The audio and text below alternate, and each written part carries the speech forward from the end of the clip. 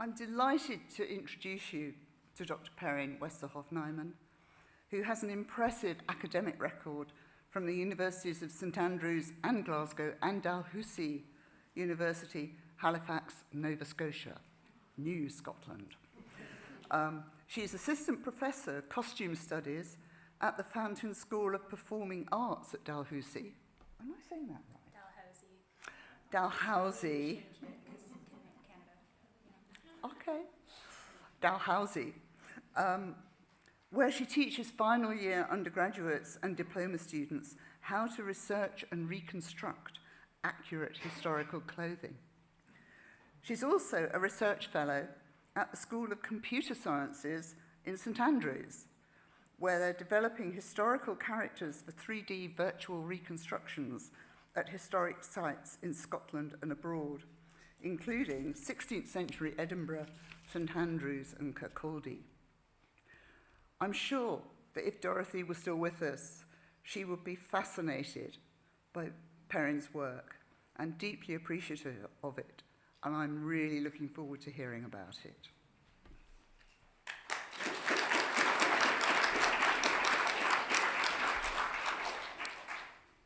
Thank you for that lovely introduction.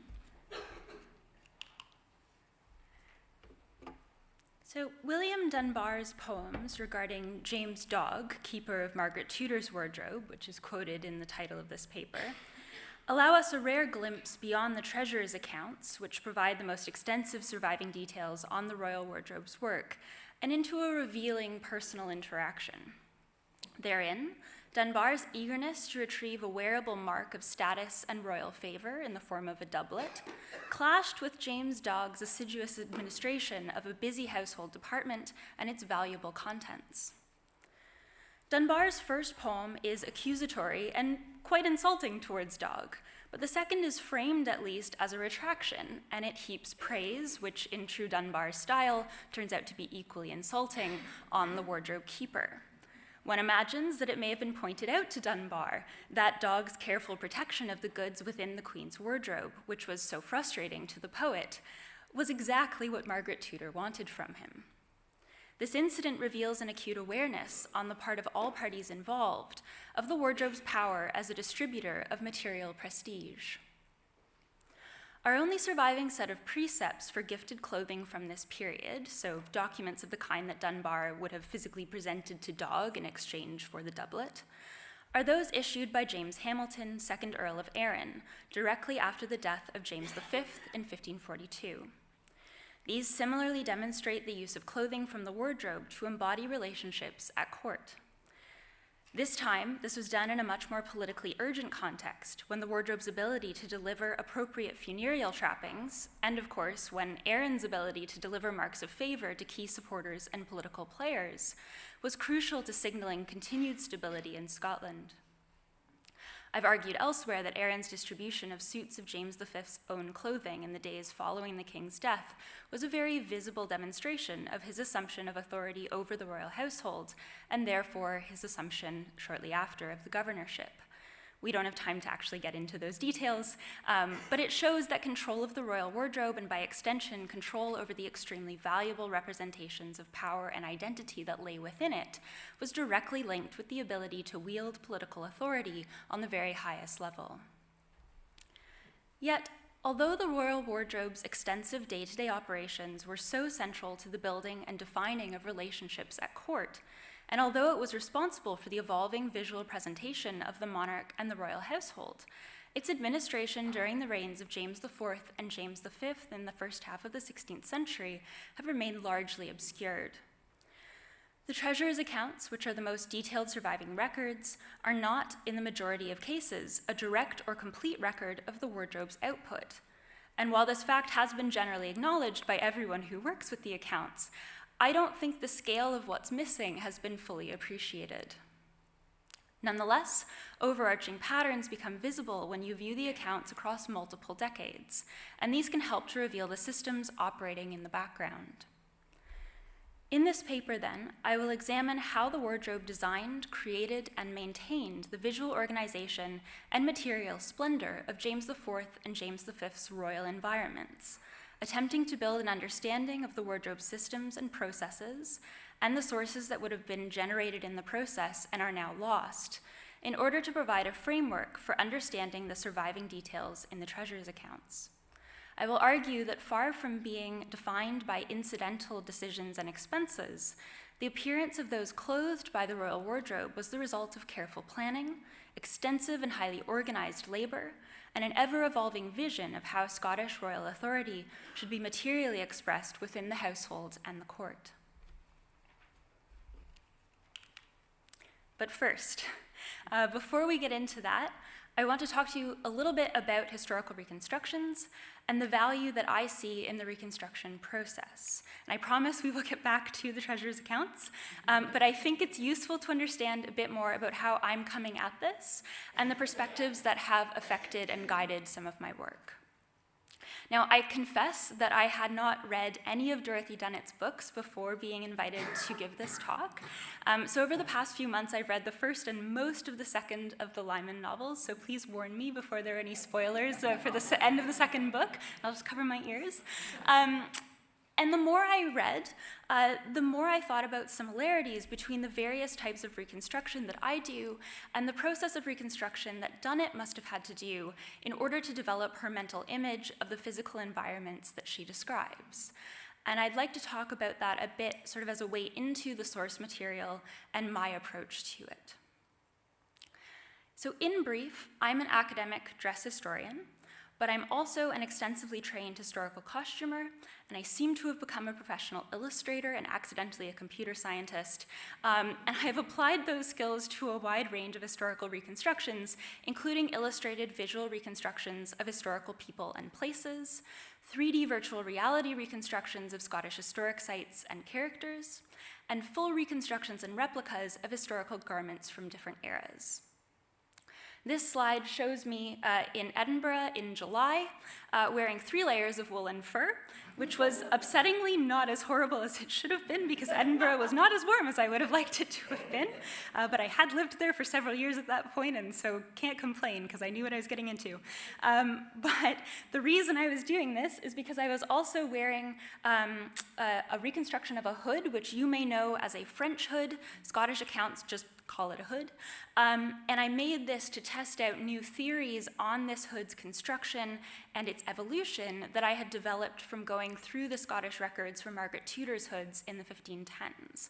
And I found out actually a couple of days ago that the research that I did on that, which I put on YouTube, was apparently used in the construction of hoods for the movie Firebrand. So I guess that dissemination is getting out there, and there's sort of practical applications in the real world for some of this, which is very cool. So this reconstruction used written sources to investigate the garment. So I was using the documentary sources that we have to figure out something about the garments that we don't have. But you can also go the other way. So we can use garments or reconstructions of garments to investigate the written sources themselves and gain deeper insights into them. And that's what I'll be talking about with the treasurer's accounts. Now, the thing about doing a reconstruction of any sort is that it forces you to make decisions. How many you're forced to make depends on what type of reconstruction you're doing. So let's imagine for a moment that we're trying to reconstruct a place and time where there's very little surviving information about what trousers looked like, and you're not sure how to represent them. If you're doing a narrative reconstruction or just describing a scene in a period, you can simply avoid mentioning the trousers by giving a more vague description of the clothing and letting the reader fill in the gaps with their imagination. In an academic paper, this is the recommended approach. You acknowledge that we don't have the evidence, and then you don't try to necessarily extrapolate further. But in a novel or something like that, you can only do this with so many items before it starts to get really vague and the reader will start to struggle to actually visualize your world. So you've got to start making those decisions and providing descriptions wherever you can. And that was something that struck me about why I think Dunnett's descriptions of places and interiors and sort of little day-to-day actions and activities make the scenes so rich and easy to visualize. Now, if you're doing a 2D illustrated reconstruction, things get a little bit harder because now you actually have to draw the trousers. You might be able to hide your person behind a water barrel or a horse or something else to avoid showing the trousers too much. But then you have to research the water barrel or the horse, so you're just making new problems for yourself. And let me tell you, farm animals and equipment in the past did not look like farm animals and equipment today. And you can ask me later about the days and days I've lost because I suddenly had to figure out what, say, a medieval pig or an 18th century wheelbarrow looked like. And these are illustrations that I've done for characters in some of the 3D virtual reality reconstructions that we've worked on with Open Virtual Worlds at St. Andrews. So ultimately, even if you hide as much as you can, you're going to have to choose to represent something, even if you don't have as much evidence as you would like to back it up. Now, if you're doing a 3D reconstruction of some kind, like a digital landscape or a small-scale physical model of the type that you would find in a museum diorama, your problems are getting now much bigger. Now, your audience can view things from multiple angles. They may be able to walk around and zoom in, which is horrifying. So it gets very, very difficult to hide things. This means that if there are things that you don't have a lot of evidence for, you're going to need to do some educated guesswork and make some decisions. You may not like making these decisions. You may have very little evidence, and there may be things that in an academic paper you just wouldn't mention at all. But at this point, your 3D figure needs to be wearing trousers, so you've got to make them. This probably means you're going to be doing much, much deeper research on the trousers than you ever would have done otherwise. Finally, if you're actually making a replica garment, you're going to need to make decisions about every last stitch that goes into it. From the garment patterns to the materials, to every aspect of the construction and finishing techniques, you cannot escape having to make guesses and decisions about the most minute details of the garment you're making, or you will end up without a garment. A lot of people find this need for decision-making to be frustrating and off-putting, and cite it as a drawback of reconstructions, and it is certainly a challenge. But I actually think it's one of the most valuable aspects of reconstruction work, because we learn things that we wouldn't otherwise. First, the process of needing to fill a scene, whether it's a scene described in words in a novel or depicted in an illustration or virtual environment, will often lead you to research things that you wouldn't have even thought to consider normally. You need to pin down the appearance, of course, of the people and the items and furniture around them, but then you also need to consider how that furniture was arranged within the room, the shape of the room itself, how the walls are finished or decorated, where the room is within the building, what you can see out the window, and so on and so forth. In other words, a reconstruction forces you to be far more thorough than you ever would be in normal circumstances. Second, as I've mentioned, you can't skip over things because you don't have much evidence. You have to keep digging down that rabbit hole until you come up with a working theory, and this will often lead you to make connections and come up with ideas that wouldn't have occurred to you otherwise. You do, of course, have to be very careful with these. You always need to keep in mind that they are just theories, that they're tenuous, and you need to make that clear to your audience if someone else is viewing this reconstruction, but they can still be extremely useful. Third, as I've found through experience, a lot of people find it much easier to say what's wrong with an existing reconstruction than to describe what something should look like in the first place. And this is understandable. When we work with outside experts to help develop our 3D reconstructions at Open Virtual Worlds, we often find that we get a lot more specific advice from them if we give them a draft reconstruction to comment on than if we just sort of invite them to give us their general thoughts. If you say, what would this interior look like, you'll get something very vague in response most of the time, and often people will be unwilling to make definite pronouncements about what items should be present or where they should be. If you give them, on the other hand, a reconstructed room with furniture and people already within it, they'll find it much easier to say, that's too big, and that's too small, and that window should be deeper and higher up, and that wall should be covered with something else, and that table needs to be a meter to the left, and there should be something in front of the fire, and I'm not sure about the floor there, and. And that's really, really useful, right? And so we've built that into the process because we've learned that this is going to happen, and you get much more specific information, and people have a better gut reaction about whether something looks right or not when they can see it in front of them. So while reconstructions are of course useful for the people looking at the end result, they can teach things to audiences and be really useful educational tools, I think you can also learn a huge amount while making reconstructions. And the closer they are to using original materials and techniques, the more you will learn. And this is where actual garment reconstructions really shine if you do them right. And by the way, this is a draft of a reconstruction of the hall at Finlagan for Finlagan Trust. So if you go there, you can see sort of the full virtual reality experience in their museum, which, since the site is not complete anymore, we hope gives you sort of further insight into what it would have been like. And it does transform really the understanding of what is now sort of bare rock into something that would have been a warm and inviting environment. So like many working costumers, I've done some work in film and theater wardrobes. And in these, the overarching goal, which is to outfit as many people as rapidly as possible and make them look both cohesive and splashy in front of an audience, is not actually dissimilar to the goal of the royal wardrobe in the 16th century. Now, obviously, many of the garment construction methods are a bit different, but you would also be surprised by which things have remained the same and which fundamental approaches are essentially unchanging across this period. I've also had the opportunity to work in more immersive historical contexts. One example, which you see here, is the Margaret Hunter Millinery and Mantua making shop at Colonial Williamsburg in the States, where I spent a fascinating summer. Here, a small group of expert historical garment makers bring to life an 18th century dressmaking workshop, spending every day making clothing in ways that are as close to historical methods and systems as possible, while interpreting their work for visiting members of the public.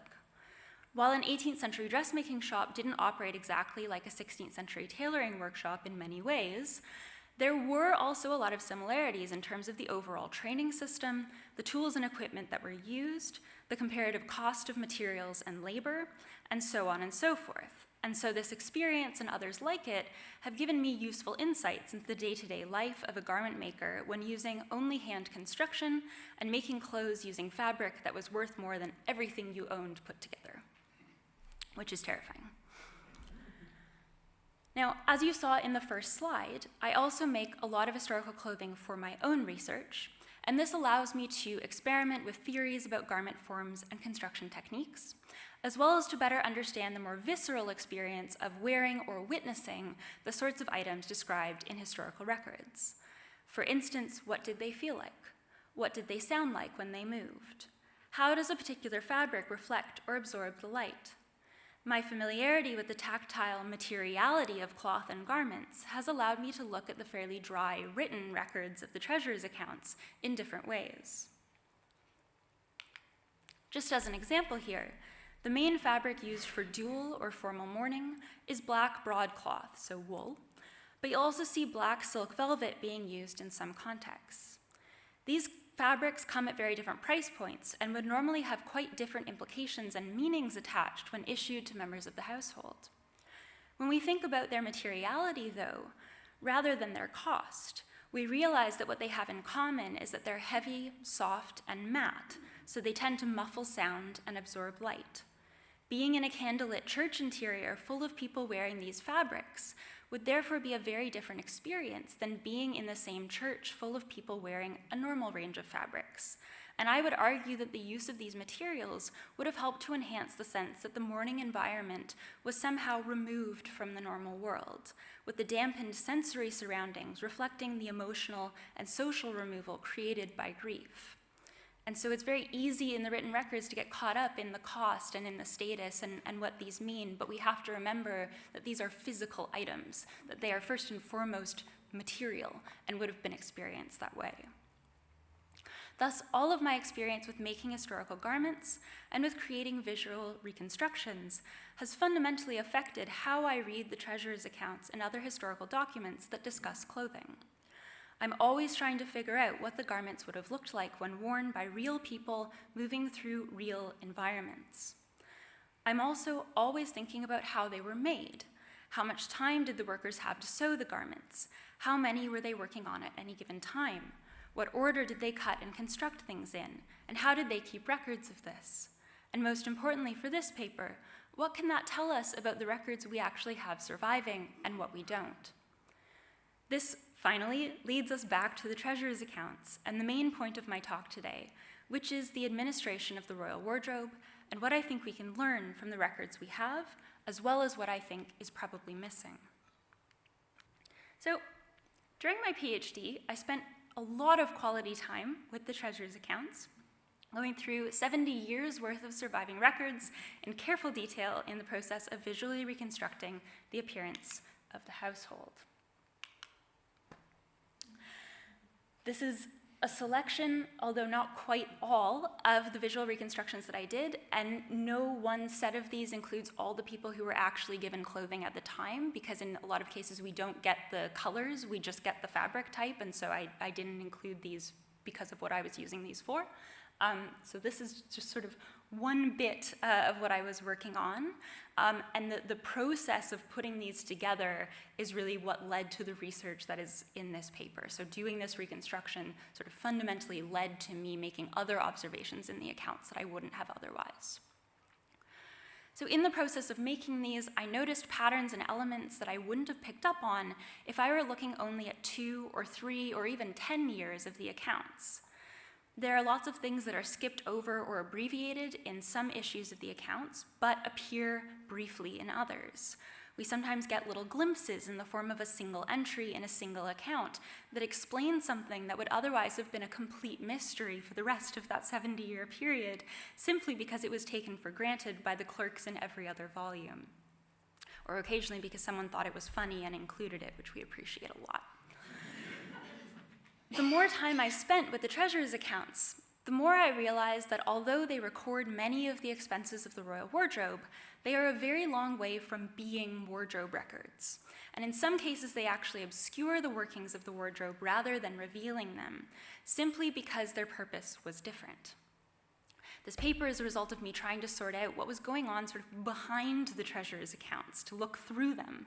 And that work is very much ongoing. So some of the conclusions here remain tentative and will require further deep dives into probably several decades worth of the accounts to confirm, or they may be entirely impossible to confirm with the surviving source base. So keep that in mind.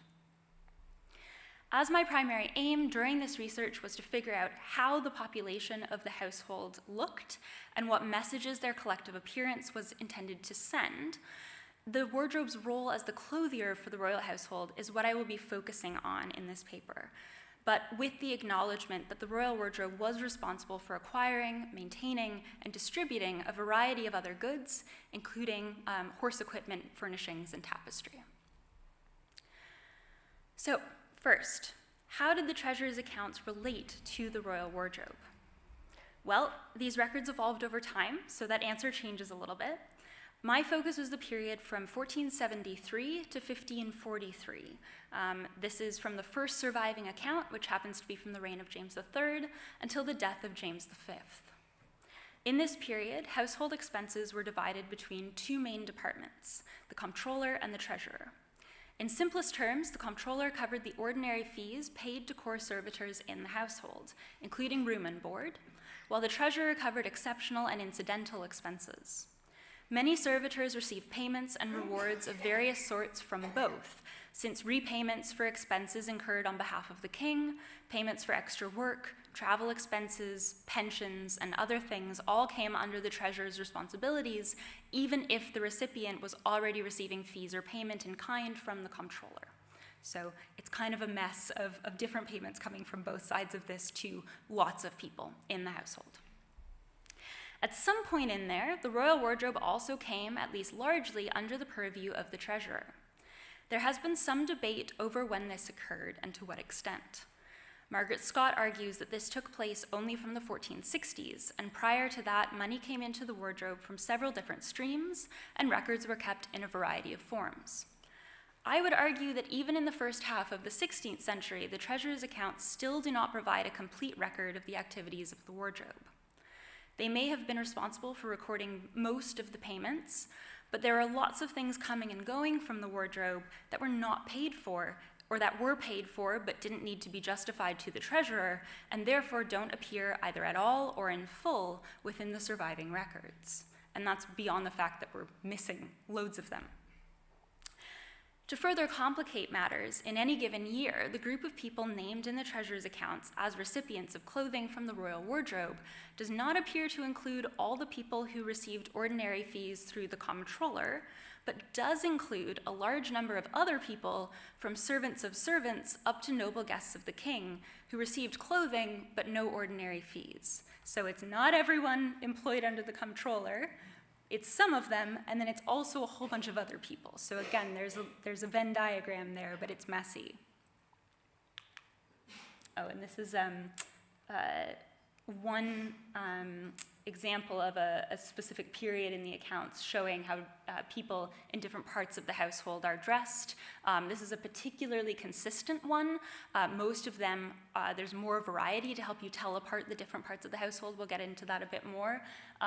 But this is just sort of an individual record of the sort that I was reconstructing.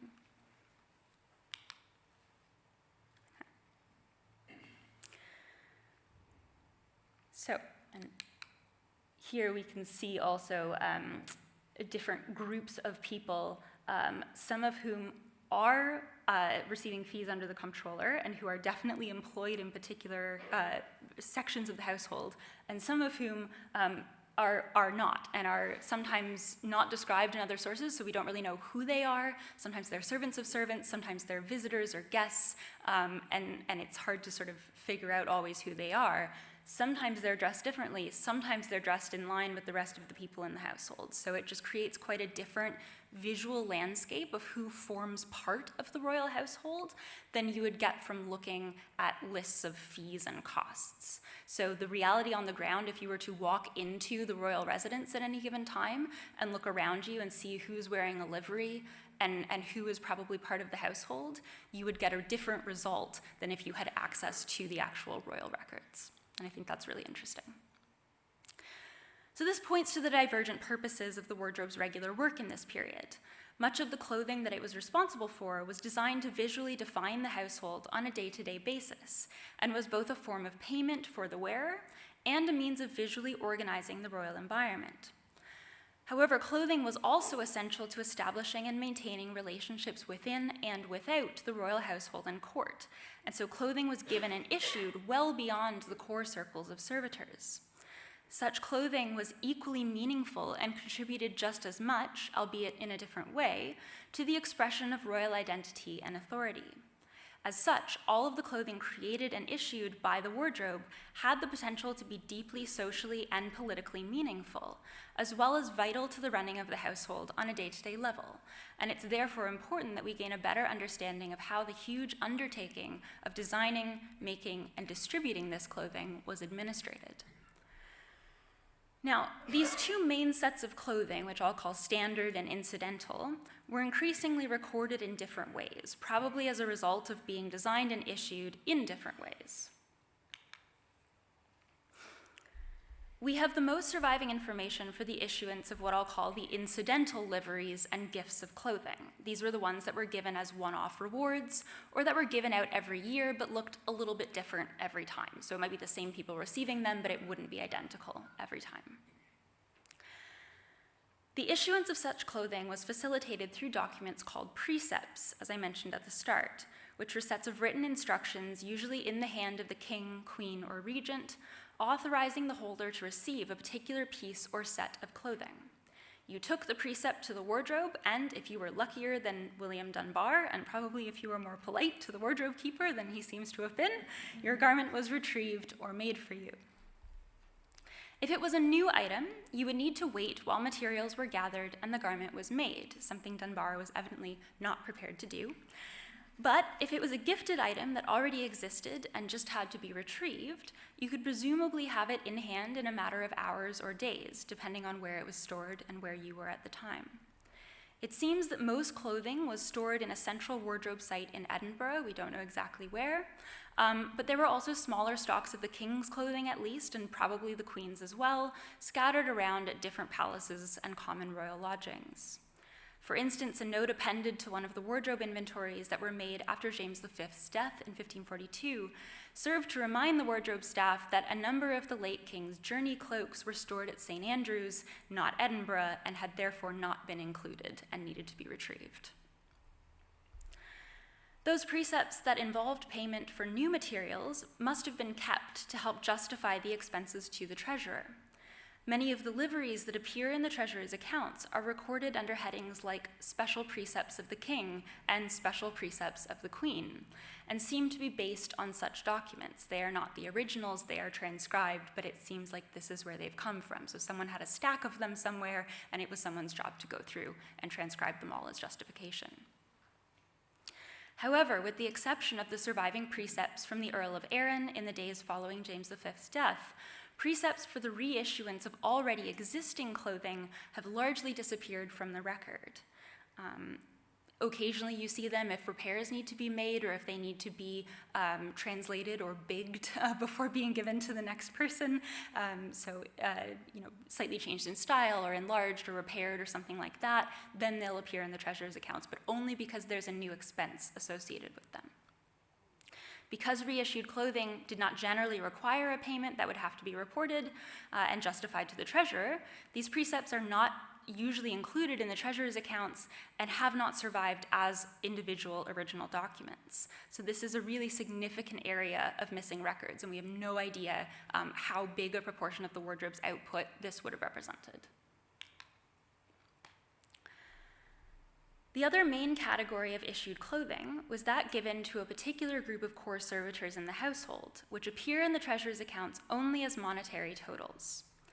Once again, this group cannot be directly correlated with the offices named in the Bill of Household or with the accounts of the comptroller, but to provide a loose definition of them, they are those who either A, had a particular set of clothing formally listed as part of their employment agreement and guaranteed on an annual basis, or B, were always given the same or similar clothing, just sort of as a matter of tradition, to the point where it had become standard.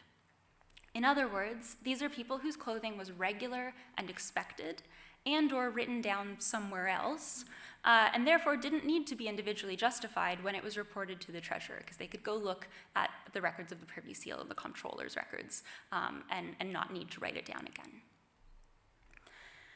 These lists of monetary totals appear particularly in the accounts for James V's reign. Now, there's been a tendency to assume that these people were just given money and could buy whatever they wanted. So the idea is that their liveries would have been visually haphazard and non-coordinated.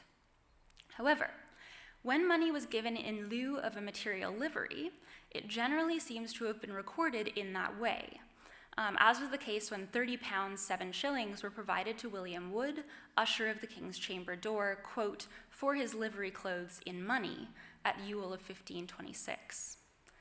Meanwhile, evidence from across the treasurer's accounts and from letters under the Privy Seal suggests that the people in the long lists of monetary totals actually were receiving regulated liveries, and that far from being haphazard and individualized outfits, these may in fact have been the most coordinated and consistent liveries in the entire household, which is extraordinarily frustrating because we don't have records of what they looked like. So most of the people who had the most consistent clothing, we don't have itemized lists of what they were wearing, and we can't reconstruct how they would have appeared.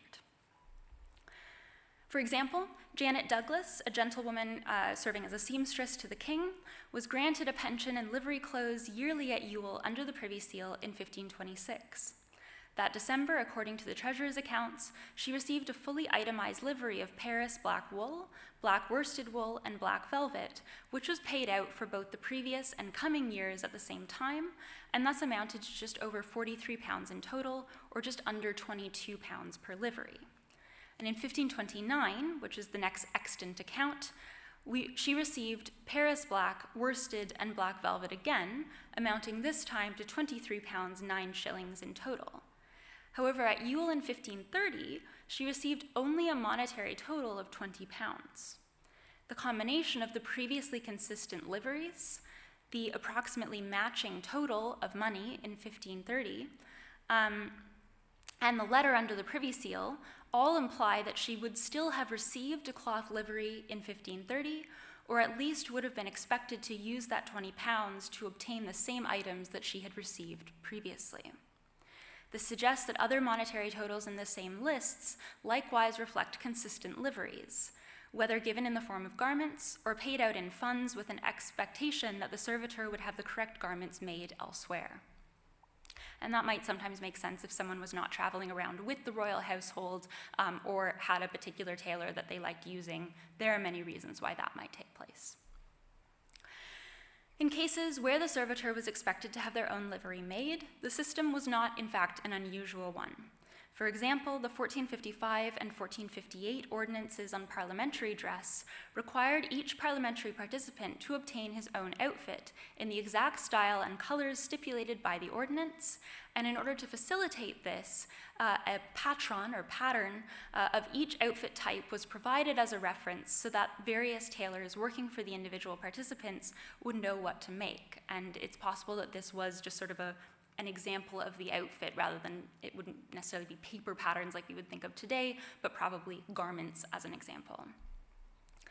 Servitors in the royal household who had already received cloth liveries in the past, as Janice Douglas had, could easily use their previous year's garments as patrons to have new ones made.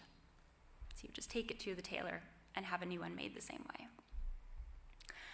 Other servitors who were granted annual liveries under the Privy Seal, including Andrew Wood and Rory Mackenzie, who were squires in the King's House, and George Inglis, a porter, likewise appear sometimes with itemized liveries, sometimes with monetary totals, and sometimes not at all. Most compelling, though, is the case of Henry Stewart, master carver from 1524, who was granted a yearly Yule allotment of, quote, livery clothes of silk, that is to say, a doublet of cramacy, so crimson satin, a pair of hose of scarlet, 2 broads of black budge, so black fur for the interior, all under the Privy Seal, but who never ever appears in the treasurer's accounts as far as I've been able to find. So we know he's receiving that livery. He doesn't ever appear in the surviving records that we have. So we know that there are people missing. And the idea that these liveries were actually the most standardized and consistent would explain why the clerks of the Treasury didn't bother to list them in detail every time, because the treasurer would already know what the expense was for, since it was the same every year. Unfortunately, in the vast majority of cases, records of what these liveries looked like are completely missing. And so what was commonplace and well known to the clerks at the time is fully lost to us. Now, also missing are most of the records related to the households of the Queen and any royal children, which were generally administrated separately. Here, occasionally they come in. We get glimpses of these when the expenses for their clothing fell under the main wardrobe for one reason or another, and these glimpses imply that sizable proportions of these groups were receiving clothing. They're just not in the records for the main household. Then we have the documents and details of various sorts that would have been produced in the course of actually making garments. Now, as with the monetary totals, there has been some uncertainty over whether the liveries were issued as lengths of cloth that servitors could do with as they wished, or as specific garments. However, when we look at the treasurer's accounts across a wide period, it is very clear, at least to me, that we're looking at the latter, that they are being made as garments. The uncertainty has come from the fact that the liveries included in the treasurer's accounts are almost universally recorded in sets of cloth and other materials, and were not always labeled as being part of garments. Additionally, in some of the accounts, the sewing costs come in the form of lump sums, usually at the end of the month or at the end of the year, and are not itemized, so we don't know exactly what they're all for.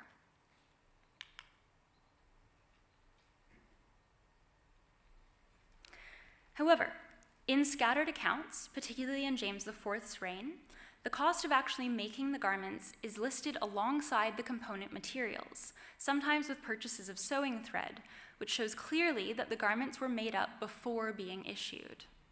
We also occasionally have records of garments that have lain unmade until now, showing that they purchased the fabric already and they are waiting until the garment is made before issuing it. And I'll talk more about that in a minute.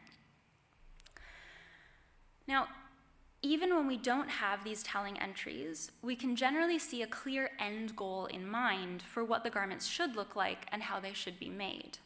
Consistent amounts of fabric were nearly always issued for particular types of garments, even if that garment was not specifically labeled. So one entry might say 5 Ls for a gown, 2.5 Ls for a doublet, and 3/4 for hose. And then all the others will just list a set of 5 Ls, 2.5 Ls, and 3/4 without saying what they're for. But the consistent yardages show that the purpose must be the same. They always come in those sets. Finally, many of the entries include things like buckram and padding, which are used for stiffening and shaping the internal layers of doublets and kirtles, and specific quantities of lining materials and trims, which again show that a garment was being fully constructed. Therefore, although we do not have complete information on the sewing of these garments or on the people who did it, I think it's all but certain that the sewing was done under the oversight of the wardrobe, using piece workers or intermittently employed craftspeople to assist those who were permanently employed. We do have some evidence of their presence. From 1501 to 4, we have a nice run of livery sets that come with entries, quote, "for the making of," so we know that they were made in-house. The only official tailor mentioned at this time was John Steele, who cannot possibly have done all the livery making himself, although he was likely in charge of laying patterns out on the cloth. Payments in the treasurer's accounts show that in 1503, he had at least one man working under him, as this man was recorded bringing hose to the king. And Steele's wife must also have been a craftswoman of some skill, because although she was not formally employed by the household, she was paid for weaving fringes for a bed, also in 1503, and it's likely she did other work as well. These entries provide glimpses of the hidden laborers involved in the workings of the wardrobe, and it's likely that there were many such people coming and going as needed throughout this whole period. Now, itemized sewing records, if they existed, might also give us greater insight into the ways in which work in the wardrobe changed at the times of highest production, such as just prior to a wedding or funeral, or at Yule. The Yule or Christmas period brought the biggest issuance of new liveries each year, and coincided with the need to create gifts for a wide range of servitors and elites, and, of course, to provide new clothing for the members of the royal family. Everyone wanted to look their best at Yule. This was extremely important. Dunbar even wrote an entire poem couched as a humorous depiction of himself as a sad horse that didn't have new trappings to wear at Christmas, that was very blatantly a petition directly to the king to receive a Yule livery from the household. And by the way, his approach does appear to have been successful. There's a set of verses in response that may actually have been written by James IV, basically granting this request. We don't know for sure, but there is an entry which is worded a bit unusually in the treasurer's accounts from January 1506, saying that £5 were provided for Master William Dunbar by the king's command because he wanted his gown at Yule. And he does continue receiving Yule liveries after that. Now, at this busy time, all of the wardrobe workers must have been run off their feet and in need of extra hands. It's not surprising, then, that in December 1503, the first Yule season after James IV and Margaret Tudor's marriage, that 14 shillings were paid to a man to help the Queen's furrier for 4 days and 3 nights before Yule. I'm sincerely hoping that the inclusion of the number of nights in there doesn't mean that they were actually working around the clock to get everything done before Yule, but I also wouldn't be surprised. Itemized sewing records would, of course, also give us far more insight into the nature of the garments themselves, including construction methods, particular styles and designs, the presence of any appliques or other complex surface embellishment, which might point to, say, heraldic or other meaningful designs, and so on and so forth. In the same vein, there must have been some kind of design instructions provided to the wardrobe, and by the wardrobe to the stitchers and pieceworkers.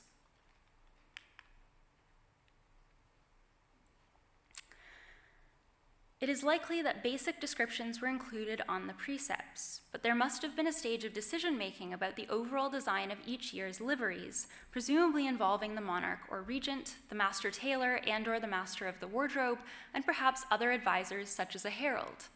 There is extensive evidence of Sir David Lindsay of the Mount's involvement in the reign of James V, at least for large ceremonial occasions. We know that he helped design all of the garments and decor for the funeral of Madeleine de Valois and also for the subsequent entries of Marie de Guise. How this information was recorded and transmitted is unknown, which is unfortunate because it would provide us with extensive insight into the form and extent of the monarch's direct involvement in this important expression of royal identity and authority. There's some possibility that full samples of particular types of clothing were used to transmit some of this information to or within the wardrobe to ensure consistency. Such samples were used to demonstrate the proper clothing to be worn at Parliament, as I've mentioned, and were used more widely by tailors elsewhere. However, for now, this must remain entirely conjecture. Nevertheless, we can reconstruct some aspects of the wardrobe's internal processes. One important clue comes from the difference in the way that fabric allowances were recorded for the lower cost liveries as opposed to the higher cost liveries. Lower cost liveries were recorded with estimated standard fabric amounts that I've already listed, and these were listed per person. For adult male servitors, this was generally a set of 5 Ls, 2.5, and 3/4 that I mentioned for gown, doublet, and hose, respectively. And here's an example of accounts where these are laid out in batches. Now, there is absolutely no way that these totals were accurate for every person, because people come in all shapes and sizes. These are mostly for adult servitors, but sometimes they're given to children as well, and they definitely did not need the same amount as like a very tall man. However, the totals probably roughly worked out when you average them out over a large group, because one person needs a bit more and one needs a bit less. And this is again where we're reminded that the purpose of the treasurer's accounts was to justify royal expenditure, to provide a reason for the amount of money going out, not to document the exact inner workings of the wardrobe. So that little discrepancy in this case doesn't really matter. It's an accepted average that they're just using every time. Because if you're cutting things in batches, you're not going to actually count the exact yardage used for each person, because you're probably cutting loads of garments from one stretch of cloth at the same time. No one has time to itemize all of that, and so you're going to list it as just sort of those average amounts, and that's fine as far as the treasurer is concerned. Now, as I've just alluded to, the fact that the yardage was averaged in this way implies strongly that the wardrobe was cutting garments in order of fabric types, not in order of person. And this is one of those places where there's a strong connection to how we still cut large numbers of garments today. So if you're working in a film or theatrical wardrobe and you've got loads of extras that are all going to be in the same garments, you are not going to cut, pull out your yellow and cut one person's doublet, and then pull out the black and cut their hose, and pull out the red and cut their gown. You're going to pull out the black and cut everyone's hose, and then pull out the yellow and repeat, right? Because that just makes sense. And maybe there's going to be some incidental ones that you have to go back to later, but overall, this is the most efficient way to do it. And these averages imply, again, this is conjectural, but there's a connection there that I think implies that they're probably doing this in the same way. Now, there's also evidence from the period that this saving of fabric is really important. And when you cut multiple things at once, it's much easier to kind of Tetris the pieces in and use up scraps of the fabric in a way that if you were going back and forth and cutting one thing at a time, you would struggle to use it as efficiently. So this is the earliest surviving tailoring manual that we have from a Spanish tailor called Juan de Alcega, who was working in the 1580s, so a little bit later. And while it is concerned with the shapes of garments, the way a more modern pattern book would be, it's actually most concerned with how to properly lay those garments out on the fabric in order to cut as economically as possible, thereby wasting less fabric, less time, and less money. So this book is actually not at all about constructing garments. It's kind of about the shapes. It's mostly about how to draw them onto your fabric without wasting the very expensive fabric, which is often worth more than you are. The problem with laying garments for a bunch of people out on a piece of yardage at the same time is also the advantage in the accounts, but in some cases a problem, is that it's very difficult to tell how much of that yardage went to each person, because all the pattern pieces interlock with each other like a jigsaw puzzle, and one person's pieces might be all over the place. So you estimate what each person got based on the averages and assume it will work out more or less. And as I say, that's exactly what we're seeing in the accounts for these general liveries. However, when we're looking at the really, really expensive liveries, we usually see something else entirely. And I think this is the thing that really kind of clinches this and shows us there are two different systems happening. And that sort of division between these systems in terms of how the garments are made is also something that we see in the division between how people view their liveries and how happy they are about receiving them. So the very expensive liveries are very often recorded with material allowances that are accurate down to the quarter and nail, including fringes and other trims, basically down to the inch. The fabrics used were precious and extraordinarily expensive. We're talking silk damask and cloth of gold and things like this. So every bit counted. Therefore, they seem to have been cut individually and with extraordinary care. This tells us two things. First, it confirms again that the treasurer's accounts are secondary records, reorganized after the fact to list most of the garments in the order in which they would have been issued, i.e. person by person, like we saw here, which is not the order in which they would have been cut. And I went backwards, but I had usefully given myself this slide again to show you. This reminds us that these are not the primary wardrobe records, right? This has been reorganized for the treasurer. It may reflect the original precepts given for these sets of clothing, but it does not represent how the wardrobe is likely to have gone about making these. Second, it tells us that different kinds of liveries were conceptualized differently at all stages of the process. More expensive liveries were designed, cut, made, and recorded in a fundamentally different way. We also have evidence that these different sorts of liveries were perceived in very different ways by those who wore them and encountered them. The strongest anecdote from the accounts has to do with Anthony Taberner, who had been a minstrel in James V's household from at least 1525 and seems to have been receiving liveries of the general lower-cost variety, probably party-colored in red and yellow, from the early 1530s, so red on one side, yellow on the other, which is kind of the standard heraldic livery in this period. However, by 1538, he had attained a higher position that came with authority amongst the other minstrels, and at Yule of that year, the livery accounts record £9, 17 shillings, quote, delivered to Anton for his livery, because that he would not wear red and yellow as his servants do, to buy him other clothes with. So this is very similar in tone to that entry about Dunbar, because he wanted a livery at Yule, and we do get these little snarky bits in the accounts sometimes that I just love because it gives us that chance to see through them and into what's actually going on behind it. Now, this amount did not come anywhere close to the sum provided to pay for many of the individually cut high-cost liveries that we see for more elite servitors, but it does imply a strong difference in effect between the lower-cost liveries, which were cut in sets and were often identical for multiple members of the household, and the individualized higher-cost liveries, which visually implied positions of authority within the household. So it's not just about how they're made, it's also about how they're perceived by the people receiving them and the people viewing them.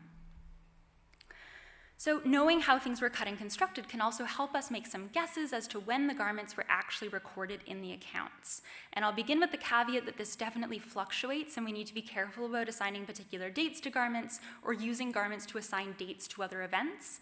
There are some items that are recorded well before the occasion for which they're intended, and some that are clearly recorded well after the fact, particularly when there's been some kind of disruption. However, on a general basis, I would argue that the recording is done at the very least after all the component materials have been cut and when the sewing is at least underway, if not when it's finished. Some garments seem to have been recorded only when they were ready to be delivered, and others are clearly recorded after delivery because the entry says who actually physically brought them to the person that they're for.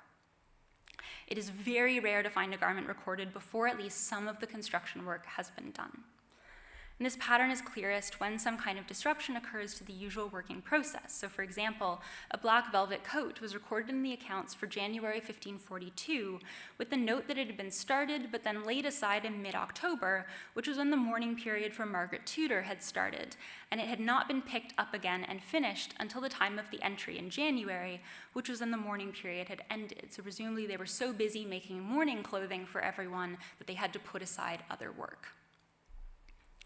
Another example comes from the accounts for June 1537, when a jumbled list of payments for cloth appear to reflect the bare bones of what would have been the lackeys and pages' red and yellow heraldic liveries for Queen Madeleine's planned royal entry processions. Unfortunately, the Queen died on the 7th of July, plunging the household into mourning, and the liveries seem to have been abandoned. What we end up with is a disorganized snapshot record of whatever payments had already been made when the garments were put aside, mainly a jumbled list of payments for materials, some of which would be sufficient to form complete garments, but many of which would be missing components such as linings and internal layers. This stands in contrast to the sorts of neat and organized lists that you can see here, which would usually have been recompiled and is probably much closer to the reality of the order in which things were actually purchased and made. Now, getting towards wrapping up, but the final topic that I want to address is the extent to which the liveries were actually being worn. In the case of sets of clothing that were gifted specially to favored members of the household, it would be advantageous to show them off as much as possible, something shown clearly by Dunbar's attitude towards such gifts in his poems about James' dog. But what about the regular liveries that were given out as standard? One way to tell would be by using records of repairs and replacements, which would demonstrate use. However, as far as I can tell, members of the household must have been responsible for taking care of their own repairs on a day-to-day basis. This would tally with wider practice both in the household and at civic events, wherein most people were expected to provide and maintain their own appropriate apparel. Since the livery was, in part, a form of payment, it makes sense that it would be provided once, and then afterwards it would be on the wearer to maintain and repair or replace as necessary, in the same way as if someone pays you money and you lose it, they don't replace it right away. There do seem to have been exceptions in particular circumstances, such as if a livery was stolen, or if the king borrowed or lost someone else's belongings, in which case they would be replaced. Both James IV and V seem to do this a lot. They'll just be like, oh, I need a hat, and take a hat, and then the hat gets replaced. And again, like I say, things were stolen. For instance, the livery belonging to Johnson, one of the henchmen, was stolen in February 1512 and was replaced for him by the wardrobe. However, one strong indication that the liveries were worn on an everyday basis throughout the year and not just on special occasions is that on special occasions, everyone got new liveries. So they can't have been only for wearing then. Easter, Whit Sunday, royal pageants and spectacles. And this is a reconstruction of the garments for Easter of 1531. Weddings and funerals, all resulted in new liveries being made and issues. Now, I've mentioned before that everyone got new clothes at Yule, which were presumably worn for that occasion as brand new, shiny outfits, and then became sort of everyday clothing thereafter. The Yule livery issuance shows strong signs of being designed for this sort of everyday use. The colors and distribution of the garments help to define the individual areas within the royal environment and would have assisted in the household's operation from day to day. And remember that the household is itinerant. They're moving to different places all the time. So if you think about it, the kitchen and the stable and the wardrobe are all going to be housed in a different sort of physical layout every time you move. And so having people defined by their clothing would be helpful in physically navigating the environment of the royal household every time they moved around. The special occasion liveries, on the other hand, seem to have been primarily calculated for splashy, outward-looking display. That's a different conference paper, but suffice to say that I do think that these liveries were worn fairly consistently, and we can see that in the huge amount of work and organization that underpinned them. Both the work that is visible in the surviving accounts and the work that is now invisible, lost somewhere in the missing records. Therefore, by investigating the administration of the royal wardrobe, we can see clearly that this was a highly valued and carefully administered department, not only in its role as the keeper of the monarch's stores of goods and garments, but also, or perhaps especially, in its role as the clothier for hundreds of people, all of whom served, when they donned their liveries, as expressions of royal identity, authority, and magnificence. Given the comparative sparseness of surviving records and their somewhat opaque written form, I think that visual and material reconstructions, both in their final forms and as a means of guiding and framing research, can serve as an important way of recapturing a deeper sense of this magnificence and enabling its visual nuances and material meanings to be more easily understood by a range of audiences. Thank you.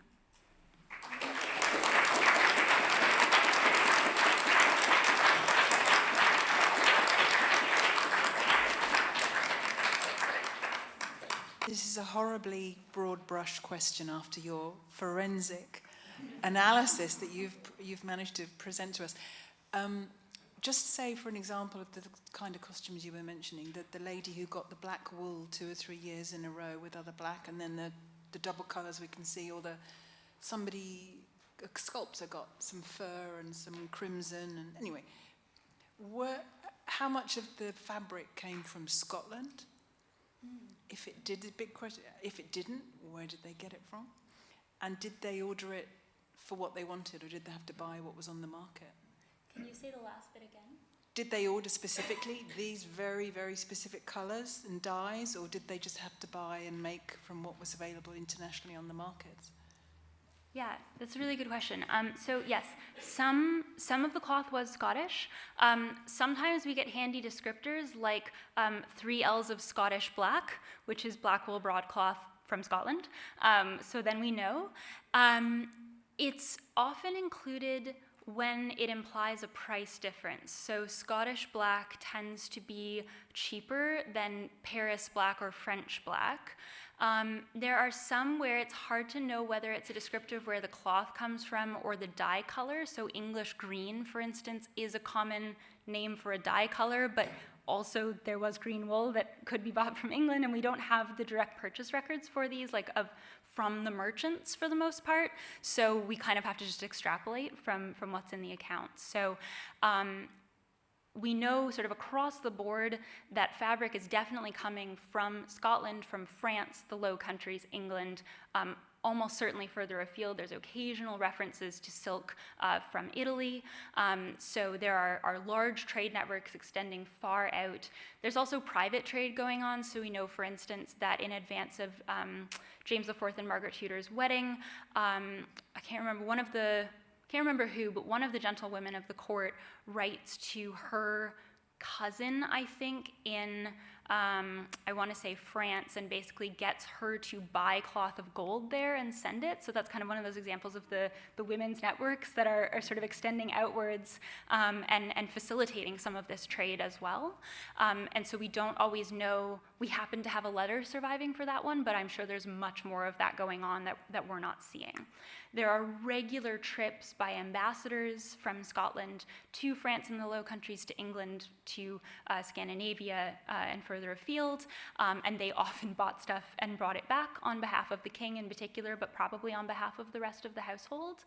And when when James V himself goes to France to get his French wife, he buys extraordinary amounts of fabric. Every stop he makes, he fills up a ship with fabric, basically, and brings it all back to Scotland. So at that point, the royal wardrobe is extremely well stocked. Much of that is probably for the king, but there are also entries for Marie de Guise's royal entries into cities that show that some of the garments for the king and for henchmen, pages, and lackeys, which are very visible in the royal environment, are actually being cut from the same cloth. So there's a really direct way in which those members of the household are being made into sort of extensions of the royal identity of the royal person, literally by wearing the same fabric on these occasions.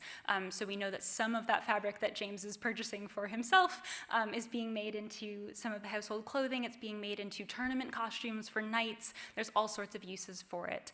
And so yeah, there's lots of personal purchasing abroad, and then I assume that the royal wardrobe is also working with some of the merchants of Edinburgh and other boroughs to bring in some of that stock. But for sure, they have very wide access and through lots of channels. You showed us the Spaniard gentleman's layout for minimizing scrap and waste there. But surely it must have occurred, nonetheless, there would be some scrap. I was wondering if we knew if any of that was used, and if so, what it might have been used for, leftover little bits. Scarves for royal cats, or? Yes. That is not as far-fetched as you might imagine, particularly for dogs and perhaps for horses. I'm not sure of any specific examples with cats, but yes, there was lots of clothing for pets in this period. So it depends on what the scraps are from. So scraps of something common like wool, if it's being used for sort of everybody's liveries, that is probably kept for repairs and that sort of thing. You're trying to make sure that any offcuts are as large pieces as you can manage, because that increases your ability to cut something else from it later on. So you don't want sort of tiny little scraps everywhere. If you're gonna have an extra offcut, you try to make sure that it's something you can use. The really small offcuts can be used as stuffing for other things, so they are going to be used. Offcuts of linen can go into rags for making paper for use elsewhere, so everything is being used. More expensive stuff, sometimes we get little glimpses of what's going on with it. So there's one case where I think it's cloth of gold, is made into a gown for James IV, and it mentions that the remainder of it is used to make an altar frontal for one of the chapels. So sometimes there are cases where there's enough left over that it goes to something very specific, but most of the time I think it just kind of disappears into the stock of repair goods and stuffing and that sort of thing that would have been used. You were mentioning the length of the different garments. Was there already a standardization of the width of the cloth? Because it came from everywhere and it was woven individually, but was there standardization?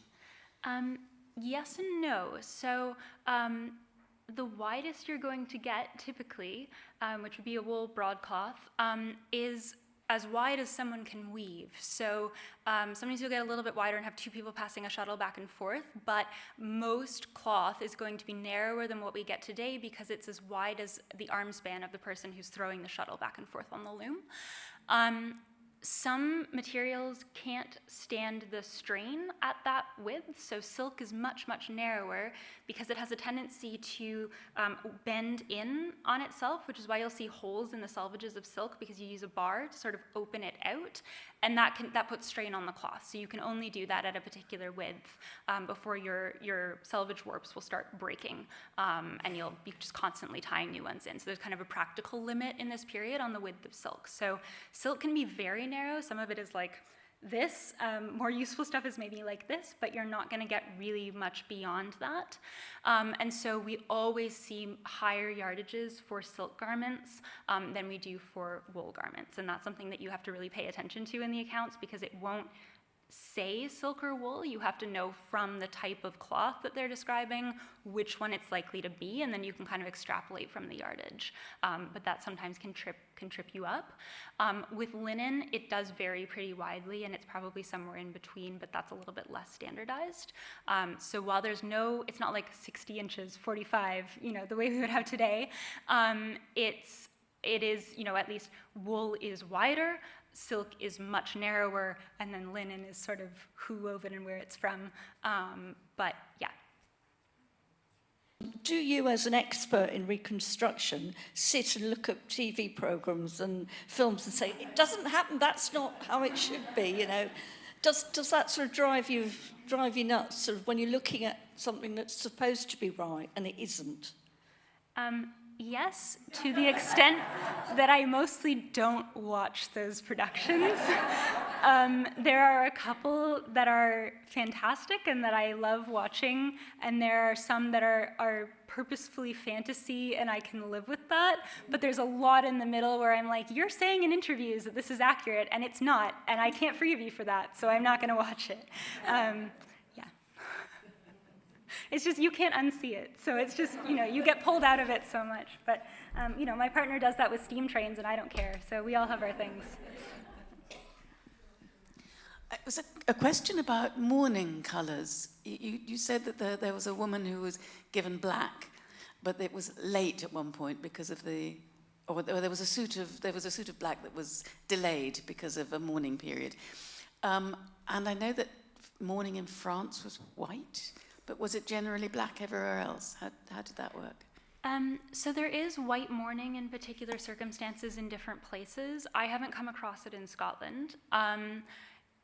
Overall, the mourning color is black. There are exceptions to that, again, in different places and different times. Scotland doesn't seem to have cared that much. Dual is black for everyone, basically across the board. You have white kerchiefs and stuff if you're a woman, but generally it's as deep matte black as you can manage. In France, so there's something about the transforming power of clothing that comes into play in mourning, that when you are in mourning, when you're wearing mourning clothing, you are in some way not just figuratively, but literally removed from society, and that has a real effect on you, both in practical ways, like what you are and aren't allowed to do, but also in spiritual ways of how you're seen to be affected on a different level. And so wearing black mourning, which also takes a slightly different shape sort of at the funeral than regular garments, then you continue wearing black sort of regular garments afterwards. That is a visual representation of that separation, but it also is seen to sort of, to use someone else's words, inscribe back on the wearer, that it's not just your interior feelings being reflected through it, it's actually affecting you. And when it comes to kings, that's a problem. In some of the new sort of developing religious ideas about kingship. And so French kings can't go to the funeral of their fathers. They cannot wear black in mourning because it's somehow unclean isn't quite the right word, but like they can't be in that close proximity to death. I don't mean they can't be close to a dead person. I mean like they can't be brought into the social state of mourning because that is precarious in some way. So there are exceptions. White mourning doesn't come up in my research, so I don't know to what extent it connects with some of those ideas, but there is a possibility there. But white mourning goes back a long way as well, and there have been instances of it throughout. But no, in Scotland it is black all the time. So, yes, it is all deeply, deeply religious in this period, and different groups of Protestants change a lot of ceremonial in different ways and reject a lot of that sort of symbolism. So it's hard to sort of pull out exactly which bits they're rejecting because it just sort of all goes away, unless you're Henry VIII. But yeah, so very much so, it's all deeply tied into religious ideas for sure. Yeah. Just a general thing is we're talking about, you know, these pieces of cloth that came for each. You know, we had the saying, you know, cut from the same cloth, and we, like, where people are just like similar in personality, but it was more of a social status comment or your station in life comment than just, oh, you have similar interests or do something like that. But there was so many ways they differentiated people and class and such. I find it kind of interesting, so. Yeah, there's a huge number of, like when you start thinking about clothing-based metaphors for people and who they are and identities and how people change and all of that, there's a staggering number, and I think it goes back to this deep idea about the transformative power of clothing, and that by putting clothing on, you are fundamentally changing yourself in some way. And I could give you a million examples of that, but I think a lot of those metaphors that we have about identity through clothing sort of is tied into that idea. And so certainly it's about social status and you know, how you're seen by people, but I think it also gets deeper at sort of who you are as a person in some cases, or like you were saying, cut from the same cloth as a reflection of your interiority, but I think it can also, in this period, be sort of putting that onto you in an interesting way. So it's really fascinating stuff. That from the Lyle letters, that two of the Lyle daughters were, and this is the 1530s, so they were appointed to be ladies in waiting to Jane Seymour, and they had had their dresses made and all this, and they're getting ready to go to court, and she died. And so the record tells us that instead of getting full mourning, they got new sleeves. So I'm wondering if that became a common thing, because then your clothes would not be all black. And it would look, to our eye, a little unusual, but that was what they got, was mourning sleeves.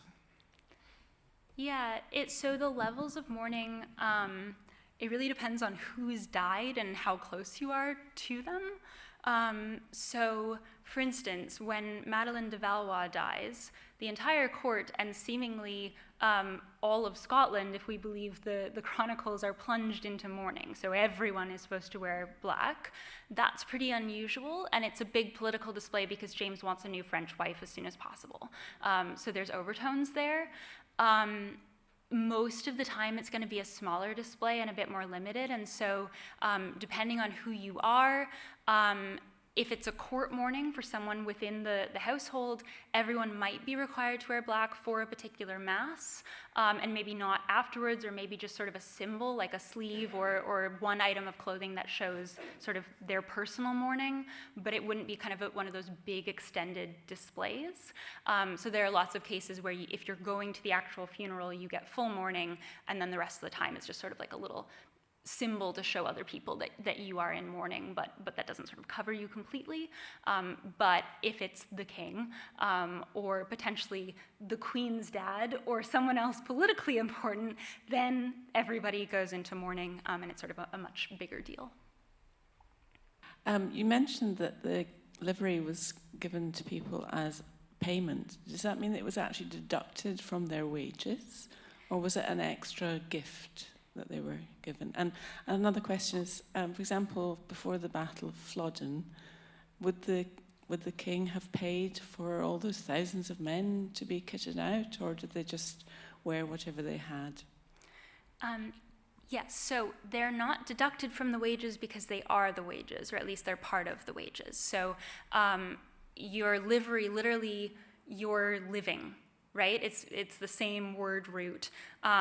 It is part of what you receive for your service, in the same way as potentially room and board is included for some people. And so they are probably receiving some money as well, but clothing costs an extraordinary amount of money in this period, far more than we would think about today. And clothing remains valuable. It retains value in a way that no clothing really does now. So you can receive a suit of clothing, wear it for a bit, and then sell it probably for almost as much as you paid for it in the first place. So it's almost like putting your money in the bank, but also wearing it on your back. So it actually is very valuable in a way that it's hard for us to conceptualize now.